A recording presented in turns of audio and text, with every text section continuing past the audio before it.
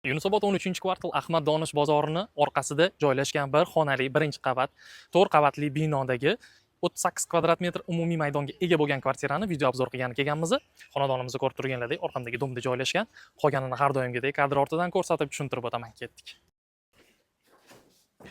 Xonadonimizga kirishimiz bilan to'g'rimizda razdelniy sanuzel joylashgan. Bu tarafimizda zal. Sanuzellarni keyin ko'rib o'tamiz. 3x5 zalimiz o'ng qo'lida oldingi kuxnyani o'rnida spalniya xonasi qilingan. 1,5 ga 6 balkonimizga kuxnya olib chiqib, bir tomoniga выход огородga, ikkinchi tomonida kuxonniy zona bo'lgan. Огородimizni eshigi qo'yilgan, lekin zinasi qilinmagani sabab uni ochib ko'rsata olmadim. Xonadonimizning holatiga kommentariyada o'zingizlar har doimgidek baho berasizlar.